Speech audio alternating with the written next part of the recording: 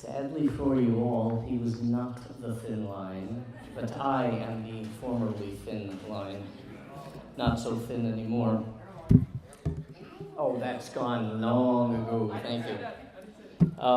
The wonderful part about going last is there is no chance for rebuttal. Happily, unlike other speeches I could mention, this one was not developed at the last minute in a frenzy. This ensured that the speech could be reviewed, proofread, and guaranteed, thank you, to be free of mistakes. Mistakes. Mistakes. Give me a second. Errors. We would, of course, like to welcome you again and thank you for joining us at Lucy's Bat Mitzvah.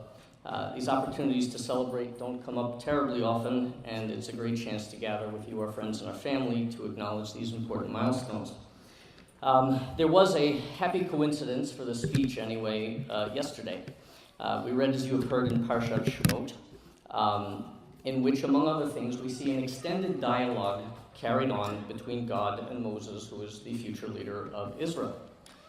We also happen to, for those of us who do the daily study of the Talmud, which I do, we read in the daily Daf Yomi a very brief reference to the prophet Jonah.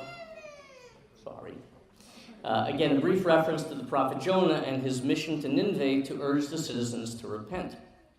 And what this got me thinking, Lucy, is about the differences between these two sages of our history and the lessons that we might learn from them. The critical concern here is how these two prophets interact with God when faced with their respective missions.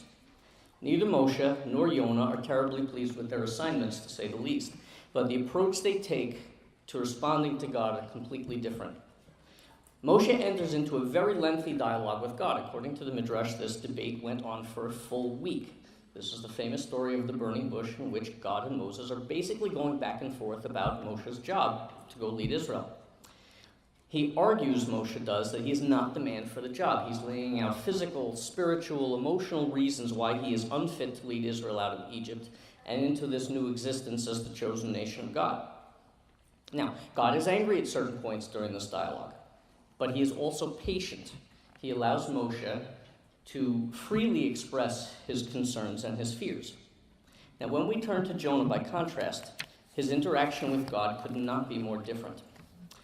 Rather than staying to express himself, Jonah runs from his mission because of the potential fallout. If you remember from the story, Jonah was afraid that if he gets the Ninevites to repent, then how will Israel look by comparison? He does not make the arguments that can be challenged and refined, Lucy, with or without a scarf. Thank you, sweetheart. But he attempts to avoid these responsibilities that he's been given. As we see in the rest of the story, God has to use punishment to deal with Jonah's reluctance to carry out his mission. The lesson seems clear. How we commit to our responsibilities matters. There is room for debate and questioning of God. He is strong enough to take these questions and recognize we sometimes struggle with his mission, with our mission as his people. We have to do so from the perspective that appreciates the importance of the tasks that God has set out for us. Questioning, as Jonah did, places us above the mission and requires correction from God. Questioning, as Moses does, on the other hand, places God's wishes in the front, and this leads to the best performance of his commandments and our leadership within the nation of Israel. Lucy, this one's really for you, so please give me your full attention. Mom and I have set you on a path towards becoming a true bat mitzvah, a person dedicated to the performance of Torah and mitzvot. As you continue your growth within Am Yisrael, we hope that you will question your path as Moshe did, as a way towards greater understanding and stronger leadership.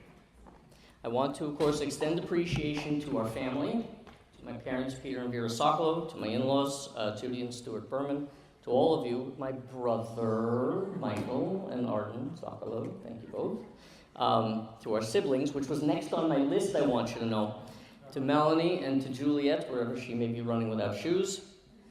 Once again, as I said the last time, not Eshet Chayil, because I'm not allowed to call her that, Jennifer, for her patience, her love, and her humor.